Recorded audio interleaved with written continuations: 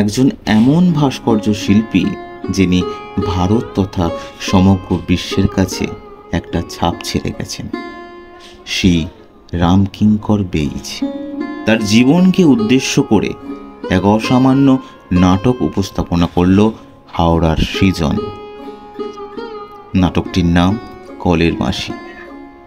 নাটকের আগে ছিল বিশেষ গুণীজনদের ভাষণ ও সম্মান প্রদান। মনে হয়েছিল যে একটা নাপিতের ঘরের ছেলে তার অধ্যাবসায় এবং তথাকথিত শিক্ষা একদমই পায়নি, সেই অবস্থায় প্রবাসী পত্রিকার সম্পাদক রামানন্দ চট্টোপাধ্যায়ের হাত ধরে যে গুরুদেবের আশ্রমে এলেন এবং অক্লান্ত পরিশ্রম এবং অধ্যাবসাতে তিনি কলাভবনের আচার্য হয়েই অবসর নিয়েছিলেন।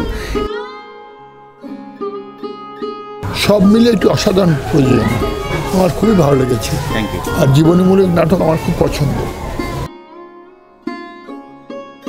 অপূর্ব, খুব সুন্দর, খুব সুন্দর। আপনার ভাস্করাচার্যর লাইফ নিয়ে সুদীপ লিখেছে, বাকি পুরো দল উঠে এসেছে সেইটাকে নিয়ে ভাবনা চিন্তা করে।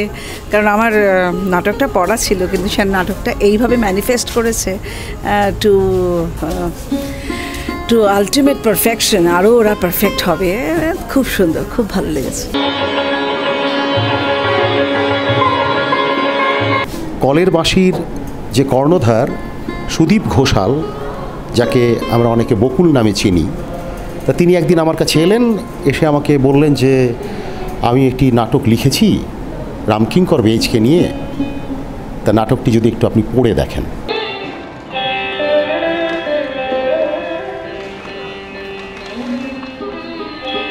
তুমি তোমার গবেষণার বিষয় করেছো? হ্যাঁ স্যার। আর মানুষ পেলে না, অনেক ঝুঁকি পোহাতে হবে, কিন্তু আসলে বেশ বেশ কতগুলো দিন তোমাকে আমার কাছে আসতে হবে। আর আমার শরীরটাও তো সত্যি সত্যি খুব। তা একে নাটক আর তারপর এই রকম একটা মানুষ, খুব স্বাভাবিকভাবে আমি খুব এক্সাইটেড ফিল করি এবং তার কাছ থেকে নাটকটি নিয়ে এবং পড়ি। আমার মনে হচ্ছিল যে কাজটা করব।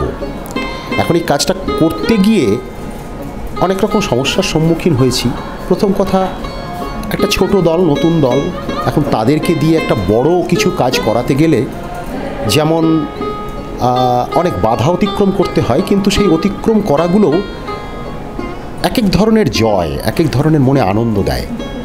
খুব ভালো বললে মানে কম হয়। মানে আমি রামকিঙ্কর বেইজ পড়েছি, এরকম একটা চরিত্রকে নিয়ে মঞ্চে তুলে ধরা, এরকম একটা ভার্সেটাইল এবং অনেক দিন ধরে অনেক কাজের মধ্যে এবং পুরো কাজ এবং জীবন একসঙ্গে মিলে যাওয়া যে ব্যক্তিত্ব, সেটা তো সাধারণত হয় না। সকালবেলায় ও রামানন্দ বাবু দাড়ি কাটতে যাবো, ও দেখে লুলুল নাই, ও লুলুল নিয়ে গাছে গরু একটা করছে, লিজে একটা গরু, আবার গরু একটা কিভাবে হবে লাইবা। তার এই মুখ্য মুখ্য কিছু কিছু জায়গা, যে জায়গাগুলোকে নিতে হয়েছে এবং যার জন্য অবশ্যই আমাদের ঋণ স্বীকার করতে হবে বিশ্বভারতীর কাছে, মানে শান্তিনিকেতন।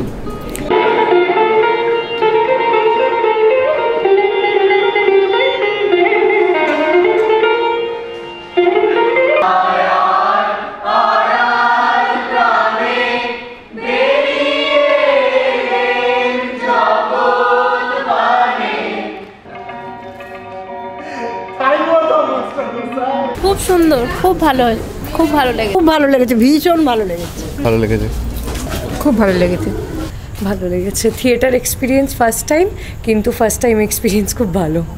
এসেছি আটা করছিলাম ওখানে, যে রূপেই আমাদের কাছে এসে যেরকম জানতাম সেরকমই দেখতে পেরেছি। মানে এত সুন্দর করে ফুটিয়ে তুলেছে, কিছু বলার নেই, অতুলনীয়, খুব ভালো লেগেছে। Thank you. চলে যাও এখান থেকে, আর কোনোদিনও আমার চোখের সামনে আসবে না তুমি। স্পর্ধা আমাকে চোখ রাঙাল। ঠিক তোর মতো হয়েছে রে রাধে, ঠিক তোর মতো।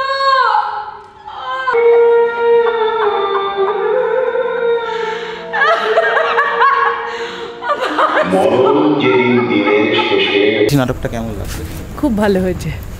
সঞ্জীব সরকার অভিনয় খুব ভালো লেগেছে, ডাইরেকশন ভালো লেগেছে, totality overall production is very good. কালচারের সঙ্গে যে তার জীবনের যত নারী এসছে তাদেরকে তুলে ধরেছেন এবং সেটাকে যেভাবে তুলে ধরেছে নাটক লিখে এবং সঞ্জীবদার যে অভিনয় রামকিঙ্কর বেজ চরিত্রে অসাধারণ, খুব ভালো, খুব ভালো।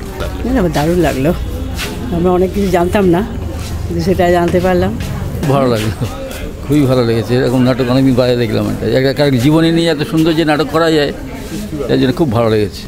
ভালোই লেগেছে, বেশ খেটে করা নাটক, অন্য এক অভিজ্ঞতা, দারুণ লেগেছে।